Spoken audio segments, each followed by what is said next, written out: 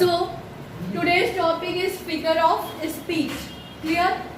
Figure of speech is that poetic device which is used to enhance the beauty of poetry. Poem या even prose में भी कभी कभी figure of speech use किया जाता है और लिटरेचर की ब्यूटी एनहांस करने के लिए. Clear? Figure of speech poetry में एप्रिसिएशन ऑफ पोएम के लिए आपको जानना बहुत जरूरी है. आपको उसकी आइडेंटिफिकेशन होना बहुत जरूरी है. तो फर्स्ट और सेकंड पोएम जो आपके फर्स्ट यूनिट के हैं उसके जो फिगर ऑफ स्पीचेस हैं उस पर आज हम डिस्कस कर रहे हैं. तो first of all in this category is alliteration. Alliteration is a type of figure of speech which shows rhythmic effect due to first letters of the same line. एक ही लाइन के फर्स्ट लेटर का जब हम देखते हैं pronunciation और उसकी वजह से रिदमिक इफेक्ट क्रिएट होता है तब उसको हम अलिट्रेशन बोलते हैं. क्लियर?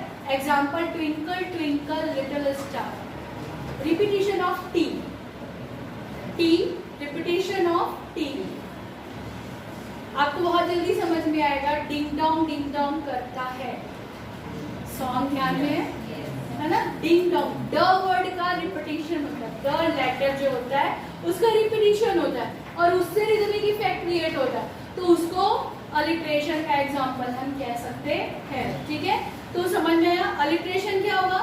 जब किसी पोयम की लाइन में वर्ड के फर्स्ट लेटर की वजह से रिदमिक इफेक्ट क्रिएट हो रहा तब उसको हम अलिट्रेशन बोलते हैं. क्लियर? आई होप समझ में आ गया. कोई कंफ्यूजन है? नेक्स्ट देखें. Next is apostrophe. Conversation with absent object. Twinkle twinkle little star poem में अपन देखते हैं तो उसमें स्पीकर कौन है? उस पोयम का स्पीकर कौन है? एक स्टूडेंट, एक बच्चा है. किससे बात कर रहा है? स्टार से. स्टार प्रेजेंट है? नहीं, एब्सेंट है उसके सामने. तो एब्सेंट ऑब्जेक्ट के साथ जब कन्वर्सेशन हो रही है, बातचीत हो रही है, तब वहां पर अपॉस्ट्रोफी होता है. ठीक? समझ में आ गया? कौन सी पोएम हमने पढ़े हैं जहाँ पे अपॉस्ट्रोफी है, जहाँ पे एब्सेंट ऑब्जेक्ट से बात हो रही है? Basket full of moonlight. चंद्रमा के साथ वो स्पीकर जो है, टीनेजर बच्चा जो है वो बात कर रहा है. वो विलेज बॉय जो है वो किससे बात कर रहा है? मून के साथ. मून जो कि सामने प्रेजेंट नहीं है. That is why in that case there is apostrophe. अब पूरी पोयम में वो मून के साथ बात कर रहा है. ठीक है? तो आप कैसे आइडेंटिफाई करोगे कि पूरी पोयम में अपॉस्ट्रोफी होगी क्या? पर्टिकुलर लाइन से. तो जहां पर ओ मून करके उसने एड्रेस किया हुआ है उस लाइन को आपको लिखना होगा कि वहां पे अपॉस्ट्रोफी है. Clear? Next is inversion. Reverse of normal word order. अब नॉर्मल वर्ड ऑर्डर क्या होता है? हम जब किसी भी वर्ड का ग्रुप बनाते हैं सेंटेंस फ्रेम करने के लिए. आपको पता है कि सेंटेंस क्या है? Group of words arranged meaningfully. Arranged meaningfully. Meaningful वे में जब ग्रुप वर्ड्स को अरेंज किया जाता है तब वो क्या बनता है? सेंटेंस. यदि वो उसका जो नॉर्मल ऑर्डर है वो सही ना हो तो मीनिंगलेस भी हो सकता है. क्लियर? लेकिन कई बार पोएट्री में मीनिंगलेस ना होते हुए भी नॉर्मल वर्ड ऑर्डर जो है उसका रिवर्स होता है. उस जगह पर हम इन्वर्जन बोलते हैं. क्लियर? कैसे?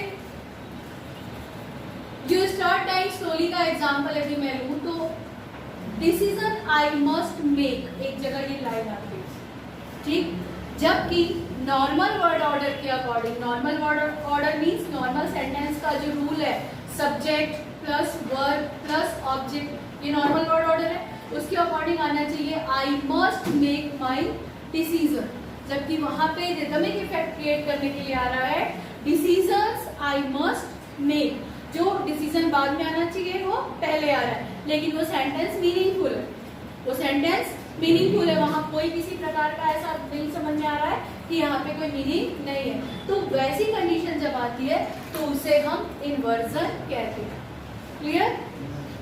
Next is metaphor. मेटाफर क्या होता है? Comparison of object. जब हम कई बार बोलते हैं किसी चीज से हम कंपेयर करते हैं तब उसके जैसा, similar to, just like that, ऐसे वर्ड यूज करते हैं। तो ऐसे वर्ड जब यूज किया जाता है तब वो सिमिली होता है।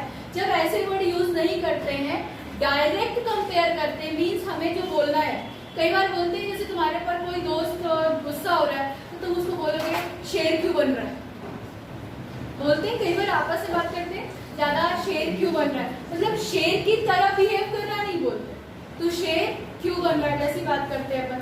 तो क्या बोल रहे हैं कि उसके जैसा बिहेव कर रहा है ऐसा हम बोलना चाहते हैं, लेकिन डायरेक्ट वही वर्ड बोलते हैं। जैसे एक एग्जाम, वो चॉकलेट का ऐड आता है ना, जब तुझे भूख लगती है तो तू हीरोइन बन जाता है, तो हीरोइन की तरह ट्रीट करता है ना बोलते हुए, वो क्या बोलते हैं कि तू हीरोइन बन जा, डायरेक्ट वो बन जा रहा है ऐसा बोलते हैं।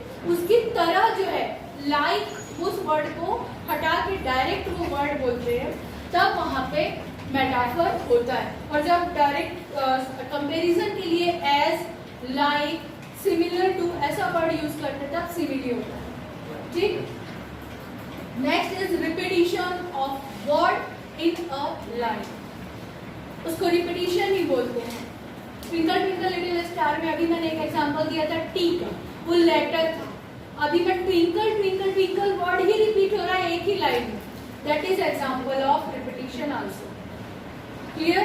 तो अब आपको इतना समझ में आया अलिटरेशन क्या है? बोलते जाओ फटाफट जो स्टेटमेंट मैंने यहाँ लिखा है।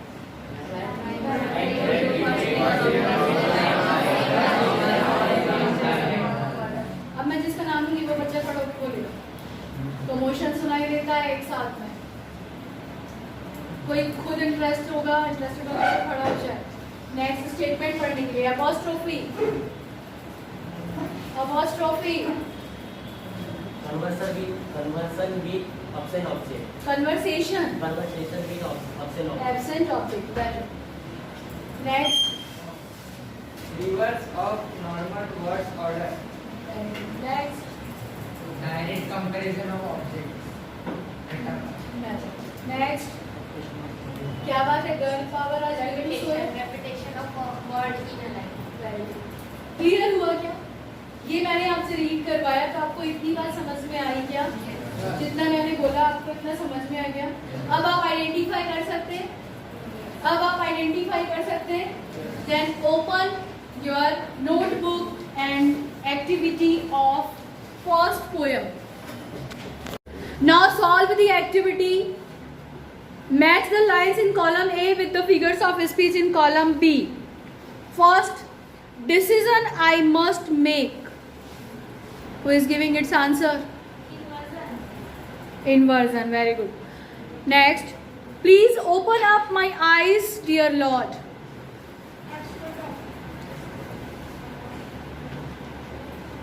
Repeat the word. Apostrophe. बैठो. Third, travel down the darkened road. Alliteration. And what is the reason of being this poetic device as alliteration? Tell me the reason, Shivansh.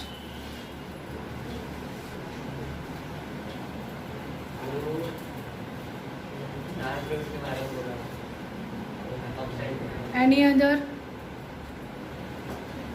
Alliteration क्या है और ये एलिट्रेशन का एग्जाम्पल क्यों है? I need the reason.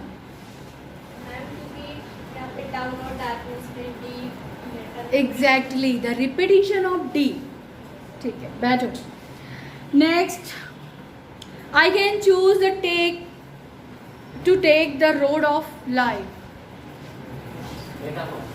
Metaphor. And what is the reason of being its metaphor?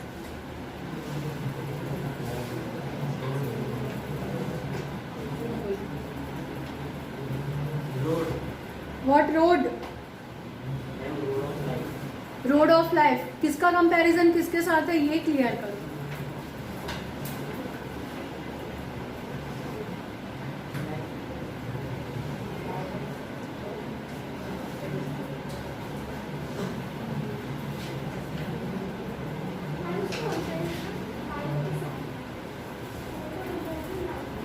Road का comparison life के साथ है, लेकिन लाइफ को ही रोड बोला गया है। Direct comparison. क्लियर?